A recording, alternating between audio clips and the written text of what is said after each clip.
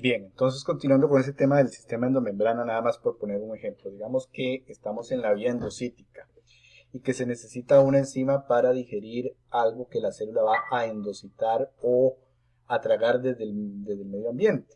Entonces vean que el gen de esa proteína va a estar aquí en el DNA, en el nucleoplasma, entonces aquí va a producir RNA mensajero. Ese RNA mensajero va a salir por el primer paso del sistema endomembrana, es decir, la envoltura nuclear, ¿verdad?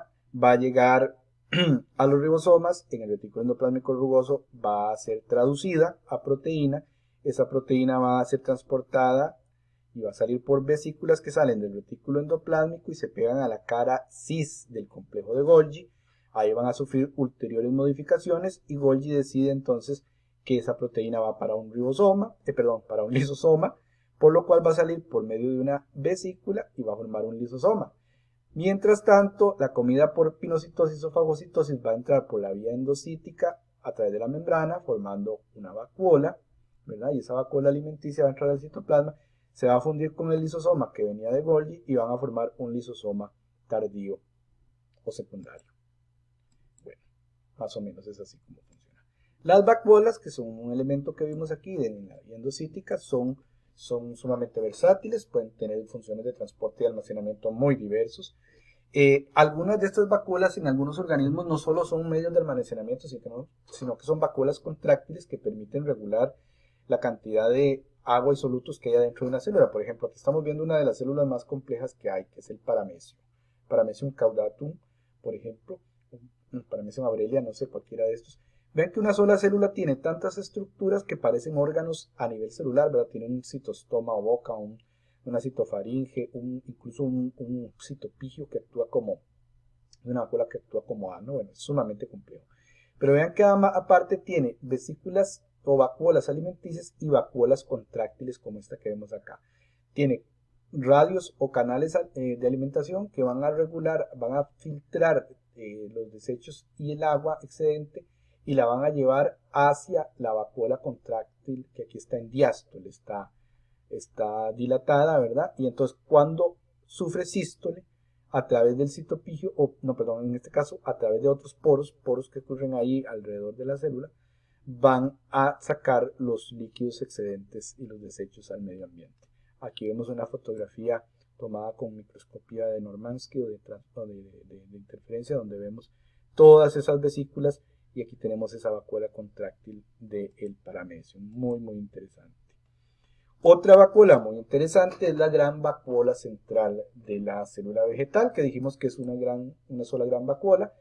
De hecho, tiene funciones mucho más complejas que solo almacenar cosas. Ella también almacena los metabolitos secundarios cuando la planta produce metabolitos secundarios.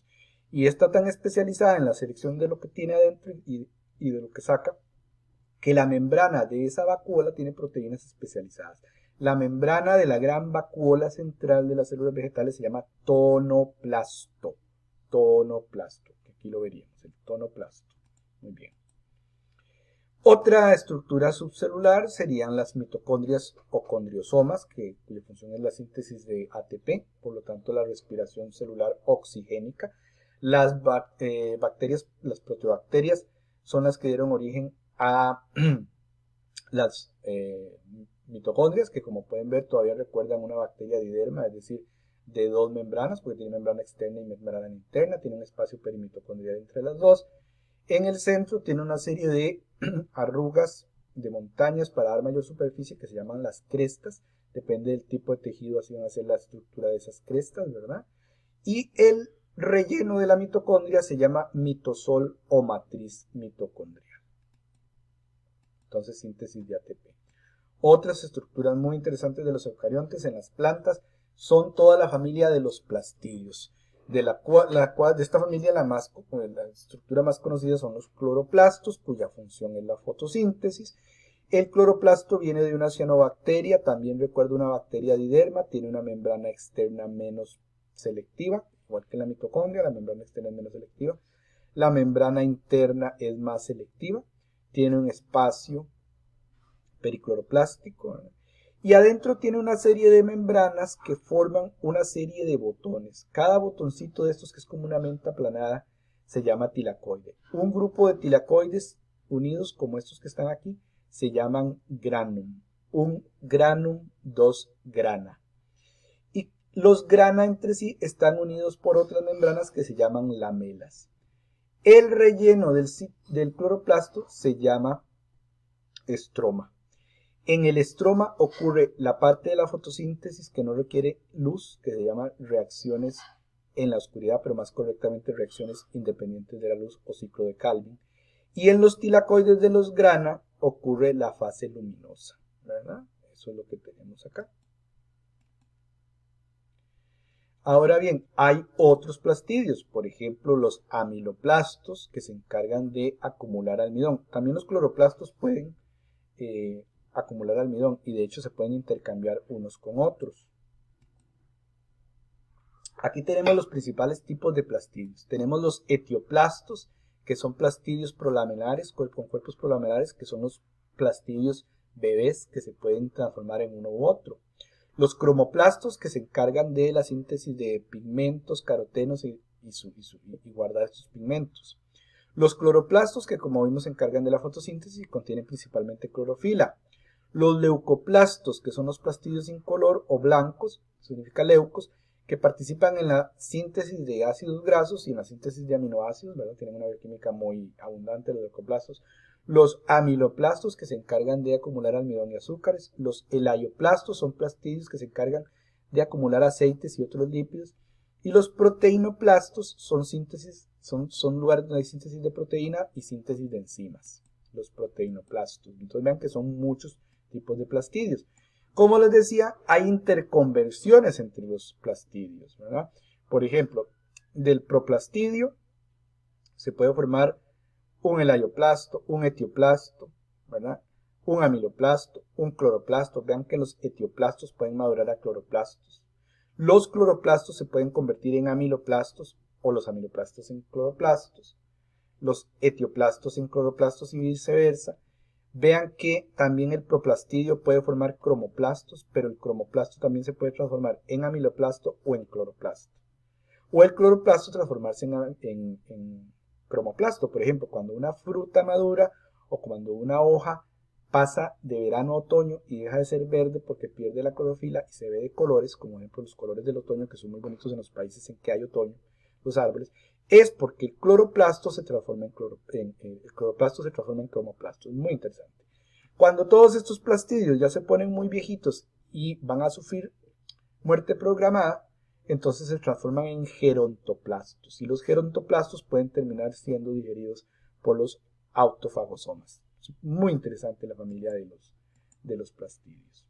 Ahora vamos a hablar un poquito de las especializaciones a nivel de la membrana celular, que es la siguiente parte del capítulo del libro de texto que ustedes se van a leer. Resulta que, bueno, la pared celular, ¿verdad? En las células vegetales, ¿verdad? La pared celular puede ser primaria o secundaria. La pared primaria es una especialización de superficie en las células vegetales. La pared primaria es flexible, le permite a la planta o al árbol crecer, pero cuando el árbol o la planta tiene crecimiento secundario y se hace más ancho, entonces las paredes celulares se vuelven más gruesas y se forma la pared celular secundaria, que es mucho menos flexible porque ahora va a tener lignina. Entonces la pared primaria y las paredes secundarias, que en realidad hay 3 paredes secundarias, son especializaciones de membrana en las células vegetales. Lo mismo que las cutículas, las membranas celulares y las superficies celulares producen una serie de grasas que forman una capa de impermeabilidad que se llama cutícula, que caracteriza a las células vegetales para evitar la desecación excesiva. Entonces, otra especialización en células vegetales. Otra especialización de superficie en células vegetales serían los plasmodesmos. Como las células vegetales están rodeadas por pared, hay una serie de poros que comunican el citoplasma de esta célula con el citoplasma de la célula adyacente. Esos poros son atravesados por canales de citoplasma, se llaman plasmodesmos, ¿verdad?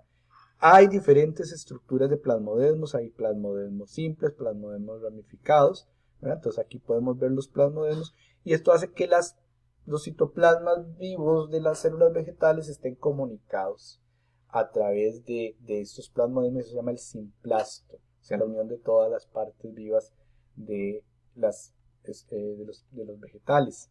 Aquí vemos la estructura a través de la pared, del poro y del plasmodesmo. Muchas veces a través del plasmodesmo pasa un puente del retículo endoplasmático de esta célula a la célula adyacente. Entonces los plasmodesmos son otra especialización de superficie en células vegetales. Si ya pasamos a las células animales, vemos algunas especializaciones en. La primera que podemos notar es la membrana basal, o mejor llamada lámina basal. Como no tenemos pared celular los animales, tenemos que tener algún tipo de cemento que amarre las células. Ese tipo de cemento va a estar hecho de proteínas, carbohidratos y agua, proteínas fibrosas, elásticas. Ese cemento de proteínas, carbohidratos y agua se llama lámina basal. Y por ejemplo aquí tenemos la córnea en el ojo, y vean que las células de la córnea están amarradas al tejido subyacente por medio de la lámina basal o membrana basal, que sería como un tipo de cementación. Entonces esto es una especialización de membranas a nivel de células animales. Las otras especializaciones son otros tipos de uniones intercelulares. Unen a unas células con otras para formar un tejido y que estén ahí amarradas. Aquí en este esquema muy bonito podemos ver, por ejemplo, los que son como broches, ¿verdad? Que eso se llama zonula adherens o zona de adherencia. La zona occludens, que están formadas por claudinas y ocluidinas, que son para sellar y que no pase líquido entre una célula y otra. Están los que parecen un botón de amarre, ¿verdad? Que son los desmosomas o mácula adherens. Y están otras zonas de especialización celular en que se parecen a los plasmodesmos de las células vegetales, porque son también poros que permiten que un citoplasma se comunique con otro. Esos poros están formados por proteínas que se llaman conexinas.